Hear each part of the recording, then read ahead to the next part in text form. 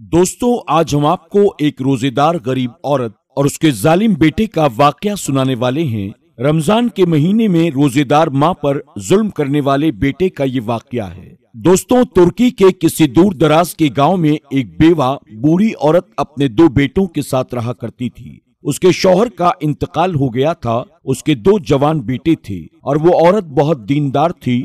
वो अल्लाह के जिक्र में हमेशा मशगूल रहा करती थी। चाहे उसके घर में खाने को एक दाना भी ना हो, लेकिन वो कभी शिकवा शिकायत नहीं करती थी।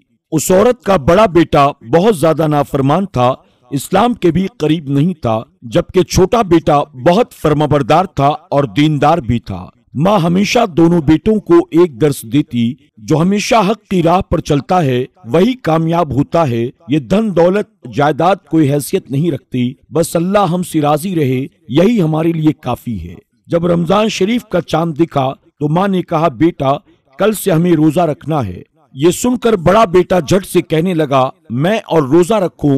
ये तो वही बात कह दी आपने कि यहाँ पर खाने पीने के लिए एक दाना नहीं है, पीने के लिए पानी मैसर नहीं है और रोजा रख लो। पूरे दिन भूखे प्यासे रहकर आखिर हम कौन सी नेकी कमा लेंगे। माँ कहने लगी, बेटा घर में थोड़ा सा आटा मौजूद है, उससे दो रोटियां तो कम से कम बन जाएंगी। बस तुम अल्लाह ताला को याद करो। जब अल्लाह ताला नवाजने पर आता है तो बहुत ज्यादा अता करता है। यहाँ तक कि माँ ने उसे बहुत समझाया, हदीस का हवाला भी दिया, उसे अल्लाह का वास्ता भी दिया, मगर उसने कहा, नहीं, मैं रोजा नहीं रखूंगा, मैं नियत भी नहीं करूंगा। माँ छोटे बेटे से कहने लगी, बेटा तुम रोजा रखोगे या नहीं? तो छोटा बेटा कहने लगा, अरे माँ, मैं रोजा क्यों नहीं रखूंगा, मैं तो रोजे का इंतजार कर रहा था, इतना प्यारा मेहमान हमारे पास आया है। माँ अपने छोटे बेटे की बात को सुनकर बहुत खुश हुई। उसने कहा, तुम लोग थोड़ी देर के लिए सो जाओ और फिर सेहरी में उठना। बड़ा बेटा तो नहीं सोया, न जाने रात में वो कहाँ चला जाता था। माँ को नहीं पता था कि बड़ा बेटा आखिर कहाँ जाता है। फिर तहज्जुद के वक्त माँ ने अपने छोटे बेटे को उठाया। उस वक्त बड़ा बेटा भी घर में दाखिल हुआ और कहने लगा, लाओ रोटी लाओ, मुझे बहुत भूख लगी है। माँ ने दो रोटियां ही तैयार की थी, एक अपने लिए एक छोटे बेटे के लिए। लेकिन जब बड़े बेटे ने कहा, मैं बहुत भूखा हूँ और मुझे रोटी खानी है, तो माँ ने अपने मुंह का निवाला बड़े बेटे को दे दिया। वो कहने लगा, नहीं, मुझे दोनों रोटियां चाहिए, एक रोटी से मेरा पेट नहीं भरेगा। माँ उसे समझाने लगी, ये तुम्हारा छोटा भाई है, इसे तो खाने दो। आज रमजान करीम का पहला रोजा है, मैं तो पानी पीकर सेहरी कर लूंगी, लेकिन ये तो अभी छोटा है। वो कहने लगा, नहीं, मुझे रोटी चाहिए। छोटा बेटा जो सब्र करने वाला था, बर्दाश्त करने वाला था, उसने कहा, माँ ये रोटी भी बड़े भाई को दे दो। अल्लाह ताला ने जाती तौर पर उसे ऐसा सब्र दे दिया कि उसे महसूस ही नहीं हुआ। उसने नमक से और सिर्फ पानी पीकर सेहरी कर ली, बगैर कुछ खाए पिए रोजा रखा। सच में रोजा रखने की ताकत तो अल्लाह ताला की जानिब ही से मिलती है। उस नौजवान ने एक लफ्ज भी नहीं कहा। अब फजर की नमाज पढ़ने के लिए वो मस्जिद में चला गया। मस्जिद पहुंचा तो उसने नमाज अदा करने के बाद अल्लाह ताला के हुजूर सजदारेज होकर गिड़गिड़ा कर दुआएं मांगी, या अल्लाह मुझे रिस्क हलाल अता कर कि पेट भर के रोजा तो रख सके। सेहरी में कुछ नहीं खाया है, मुझे अपनी फिक्र नहीं, मुझे अपनी माँ की फिक्र है। मेरी माँ बूढ़ी और कमजोर और नातवा हो चुकी है। अभी वो दुआएं मांग रहा था कि अल्लाह ताला का कुछ ऐसा करम हुआ कि उस मस्जिद में एक बहुत बड़ा कारोबारी शख्स भी मौजूद था। उसे एक ऐसा ईमानदार बंदा चाहिए था जो उसकी दुकान को मुकम्मल तौर पर संभाल सके। उसने देखा कि एक नौजवान लड़का गिड़गिड़ा कर आंसुओं के साथ अल्लाह ताला के हुजूर सजदारेज है, फिर दोनों हाथ जोड़कर आजिजी के साथ अल्लाह ताला से दुआएं मांग रहा है। उसके दिल में ये बात आई कि ये नौजवान मेरे लिए बहुत ही ठीक मालूम देता है, इसे मैं अपनी दुकान पर बिठाऊंगा और मुझे उम्मीद है कि ये ईमानदारी के साथ मेरे कारोबार को संभालेगा। ये सोचकर वो कारोबारी शख्स उस नौजवान के पास आया। उसने कहा, नौजवान, लगता है इसी गांव के हो। जी हाँ, लेकिन आप कौन? ताजिर ने कहा, मैं शहर से आया हूँ, यहाँ मसाले की एक बहुत बड़ी दुकान मैंने खोली है और मुझे एक ईमानदार मुलाजिम की तलाश है। मुलाजिम वो जो मेरी पूरी दुकान को संभाले भी और हिसाब किताब भी अच्छी तरह से रखे।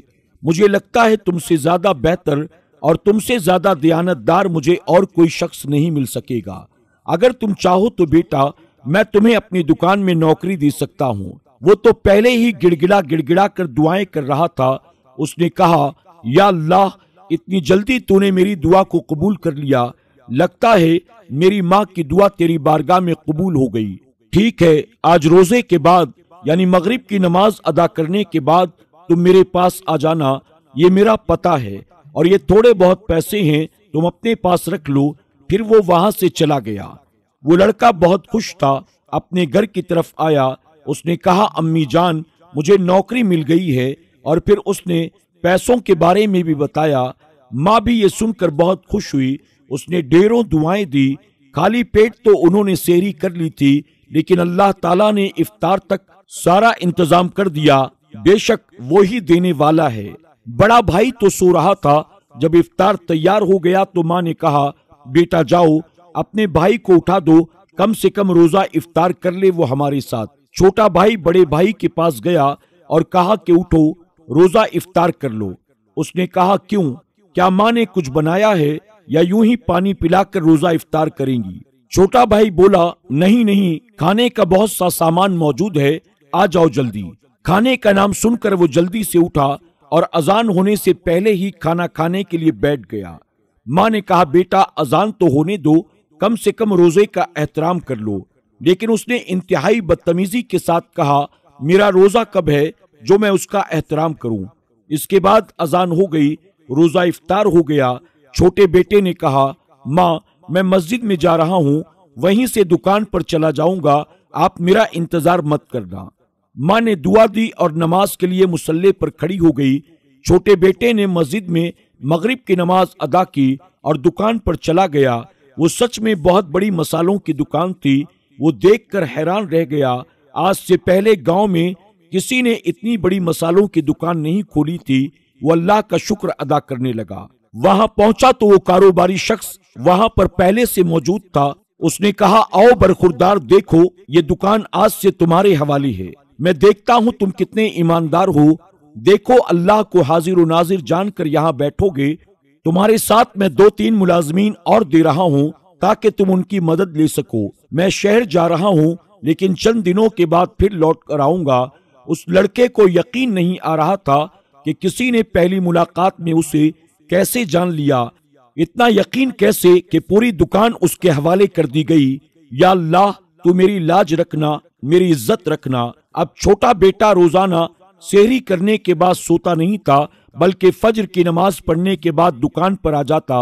और बड़ा भाई, उसने तो हलाल रास्ता छोड़कर गलत रास्ते को अपना लिया। वो रात में जब घर से बाहर जाता तो चोरी करता था और चोरी का माल उसने कभी भी अपने घर पर नहीं दिया। ये बात उसने न अपनी माँ को बताई न भाई को। एक बार उसके एक साथी ने उसे खबर दी कि देखो गांव में बहुत बड़ी मसालों की एक दुकान खुली है। वहां का व्यापारी शहर का रहने वाला है, वो शहर चला गया है। इस वक्त मौका अच्छा है, हमारे गांव का एक लड़का उस दुकान पर बैठता है। यहाँ तक के हिसाब किताब का पूरा जिम्मा उसी का है। पूरी दुकान उसके हवाले कर दी गई है। उसके साथ दुकान पर जो लड़के काम करते हैं, उनमें से एक लड़का मेरा दोस्त है।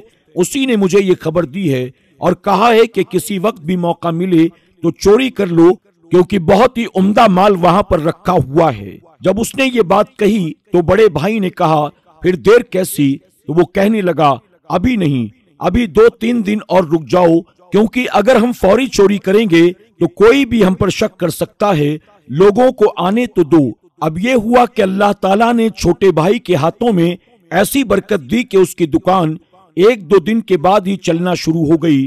गांव के तमाम लोग वहां से मसाले खरीदते, क्योंकि मसालों की कीमत बहुत ही मुनासिब थी। और फिर दूर के गांव वाले भी वहां आकर मसालों की खरीदारी करते। कारोबार बहुत ठीक ठाक चलना शुरू हो गया था। यहाँ पर चोर भी चौकन्ना थे।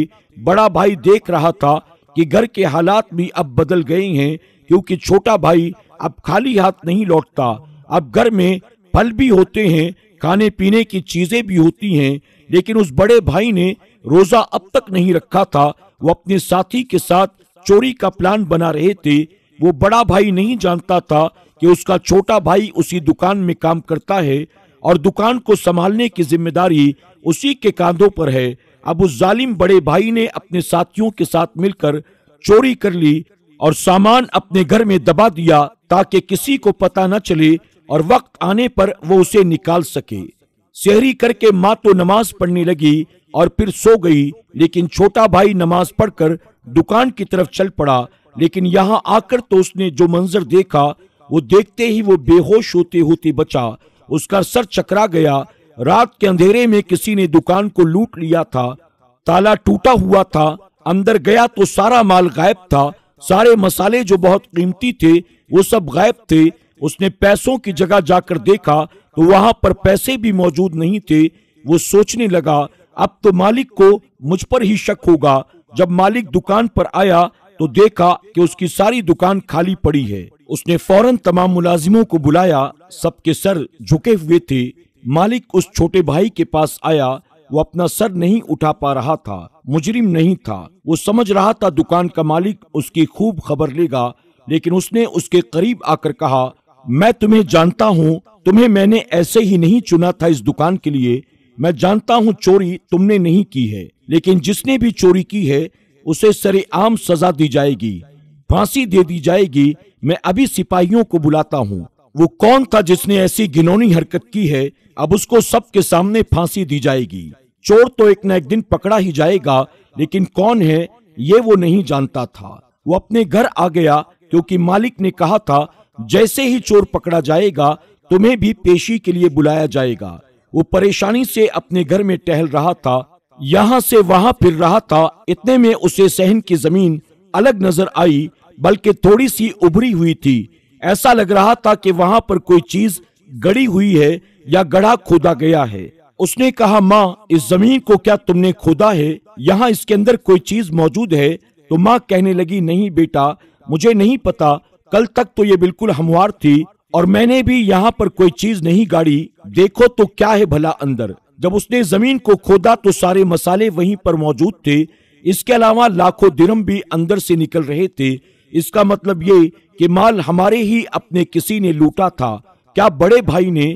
तो माँ कहने लगी, बेटा मुझे नहीं पता, लेकिन मुझे इस बात पर यकीन तो है कि रात के अंधेरे में ये कोई न कोई गलत काम तो जरूर करता है। अभी माँ छोटे बेटे के साथ बड़े बेटे के कमरे में जा रही थी कि बड़ा बेटा दौड़ता हुआ बाहर आया। उसने कहा, माँ मुझे बचा लो, मुझे बचा लो। अरे क्या हुआ? तुमने क्या काम कर दिया? माँ उसके मुंह से उगलवाना चाहती थी। वो पूरी तरह से पसीने में शराबोर था। उसने कहा, माँ मैं बहुत बुरा हूँ, बहुत बुरा हूँ। मैंने ख्वाब देखा, एक अंधेरी कब्र है, मैं वहां पर लेटा हुआ हूँ। बहुत से सांप लिपटे हुए हैं मुझसे और मुझे डस रहे हैं। और फिर एक बड़े से मुंह वाला सांप मेरे पास आया। उसने कहा, अपने मुंह को खोल। जो रोटी तूने पहले रोजे के दिन खाई थी, वो रोटी जो तूने अपने भाई और माँ के मुंह से छीन कर खा ली थी और रोजा भी नहीं रखा था और रोजेदारों को तूने तंग किया था, वो रोटी खाकर तू समझ रहा था कि तू ऐश की जिंदगी गुजारेगा, वो रोटी हमें वापस कर दे।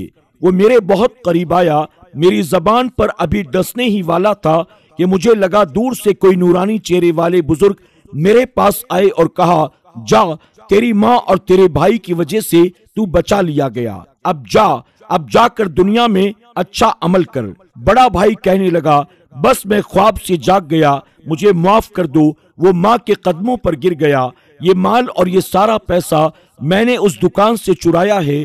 छोटे भाई को तो पता ही था। फिर वो कहने लगा, चलो मेरे मालिक के पास चलो। मालिक जो इंतजार कर रहा था मुजरिम का, जब वो देखा कि छोटा भाई अपने बड़े भाई को लेकर आ रहा है और आते ही उसने कहा, मालिक ये है आपका मुजरिम, ये है आपका चोर, ये मेरा बड़ा भाई है। मैं इसकी तरफ से आपसे माफी मांगता हूँ, लेकिन आप इसे जो चाहें सजा दें, सरेआम फांसी दें या फिर कोड़े लगवाएं। इसने चोरी की है, इसको इसके जुर्म की सजा जरूर मिलनी चाहिए। रमजान के महीने में ऐसा गुनाह इसने किया। मालिक गौर से छोटे भाई को देख रहा था। उसने कहा, लड़के तुम्हारे अच्छे अमल की वजह से तुम्हारा पूरा घराना बच गया। तुम्हारी माँ ने बेहतरीन अंदाज में तुम्हारी तरबियत की है। मैं इसको सजा जरूर दूंगा, लेकिन अगर ये तौबा कर ले, ताइब हो जाए और कहे कि आइंदा ये कभी भी चोरी नहीं करेगा, कभी ये हराम रोजी नहीं कमाएगा, बल्कि हलाल रास्ते को चुनेगा तुम्हारी तरह, तो फिर इसकी सजा मुलतवी हो सकती है। बड़ा भाई तो पहले ही नादिम था। वो कहने लगा, मुझे माफ कर दें, हाँ मैंने ही अपने दोस्तों के साथ मिलकर आपके दुकान को लूटा था, लेकिन अब मैं आपसे वादा करता हूँ अब कभी भी चोरी नहीं करूंगा। उसके बाद उस दुकान पर दोनों भाई बैठने लगे। बड़ा भाई भी अपने छोटे भाई के नक्शे कदम पर चलने लगा। दोस्तों, आज की वीडियो में बस इतना ही। उम्मीद करते हैं कि आज की हमारी ये वीडियो आपको जरूर पसंद आई होगी।